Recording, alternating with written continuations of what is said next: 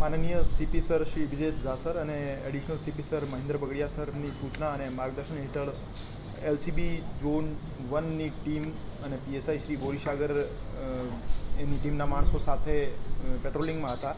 તે વખતે એમને પેટ્રોલિંગ દરમિયાન સૂચના મળી હતી કે કુવાડવા પોસ્ટે વિસ્તારમાં વાડીવાળા પીરની દરગાહ પાછળ જાહેરમાં એજાજ ઉર્ફે ટકો નામનો આરોપી જે ગુસ્સી ટોકના ગુનામાં જામીન મુક્ત છે, હાલમાં ઘોડી પાસા વડે જુગાર રમાડે છે. તો આ બાતમી આધારે એલસીબી ટીમે ત્યાં રેડ કરી હતી અને ત્યાં એજાજ ઉર્ફે ટકો ખિયાણી સહિત 8 ઇસમોને અટક કર્યા હતા અને એમના પાસેથી રોકડા રૂપિયા 25,800 સહિત કુલ રૂપિયા 3,03,000નો મુદ્દામાલ પકડી પાડેલ હતો અને સ્થળ ઉપરથી જુમો ઠેબા પોત્રા સહિત 3 આરોપી નાસી છૂટેલ હતા. એમને અટક કરવા બાકી છે. તમામ આરોપીઓનો ગુનાહિત ઇતિહાસ ચેક કરતા મોટાભાગના આરોપી વારંવાર ગુનાહ કરવાવાળી ટેવવાળા હતા. હાલમાં ભારત સરકાર દ્વારા લાગુ કરવામાં આવેલ નવા ફોજદારી જે કાયદો છે ભારતીય ન્યાય સંહિતા, એમની કલમ 112માં નાના સંગઠિત અપરાધની વ્યાખ્યા છે.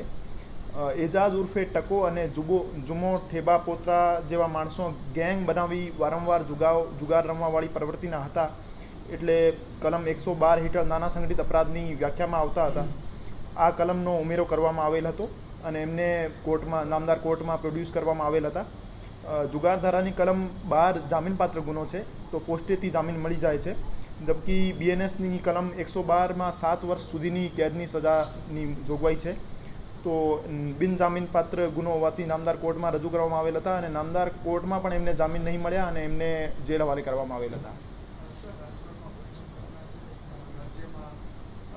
1 જુલાઈ 2024થી નવો ફોજદારી કાયદો અમલમાં આવેલ છે.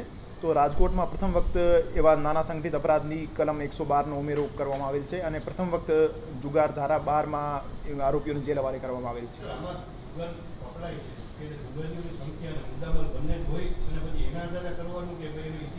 નહીં, એમનો ગુનાહિત ઇતિહાસ જોવાનો, એવો કોઈ સંગઠિત ગેંગ હોય અથવા એમનો મેમ્બર હોય તો એના આધારે એમનો એક ગેંગ તરીકે સભ્ય તરીકે ચલાવતા હોય.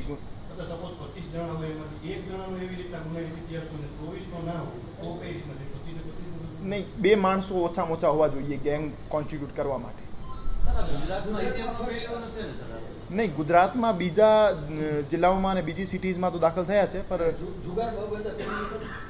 પર એમને હું દવા સાથે નહીં કહી શકું ભાઈ જુગારમાં બીજે કોઈ સિટીમાં બીજી કઈ જિલ્લામાં કોઈ થયો છે કે નહીં, પર રાજકોટમાં પ્રથમ છે. પર છેલ્લા 25 દિવસમાં અથવા 26 દિવસમાં કોઈ દાખલ થયો હોય તો મને એમની આ બાબતની ખબર ના હોય. હા, ક્રિકેટ સટ્ટામાં પણ આ જોગવાઈ લાગુ પડે છે. કોઈ પણ પ્રકારની બેટિંગ અથવા ગેમ્બલિંગ હોય તો એમાં નાના સંગઠિત અપરાધની વ્યાખ્યામાં આવે જ છે. હાજી, 2 પ્રકારના સંગઠિત અપરાધ છે, કલમ 111માં અને કલમ 112માં. તો મોટા પ્રકારના સંગઠિત અપરાધ જેમાં એક્સટોર્શન અથવા ચીટિંગ, ફાઇનાન્શિયલ ફ્રોડ્સ, આ બધા 111માં આવે છે અને નાના સંગઠિત અપરાધ જે છે 112માં આવે છે. તો બંનેમાં ગુના સ્પેસિફાઈડ છે.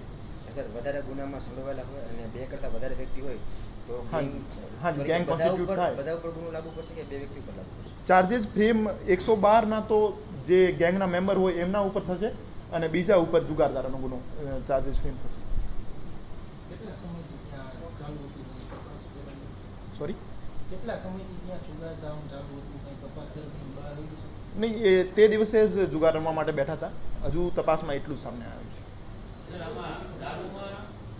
દારૂમાં પણ આ કલમ 112 નહીં લાગે, 111 મુજબ આમાં ઓર્ગેનાઇઝ ક્રાઇમમાં આવે છે. દારૂ 111માં ઓર્ગેનાઇઝ ક્રાઇમમાં અમુક પ્રવૃત્તિઓ જેમાં એક્સટોર્શન અથવા ક્રિમિનલ બ્રીચ ઓફ ટ્રસ્ટ અથવા ઇલિસિટ હેરાફેરી કોઈ પણ વસ્તુની, આ બધી વસ્તુઓ તમામ પાસાઓ 111માં સામેલ છે.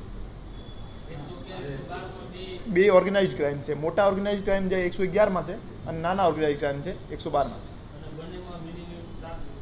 નહીં, આમાં લાઈફ ઇમ્પ્રિઝનમેન્ટ સુધી સજા છે 111માં અને 112માં 7 વર્ષ સુધી.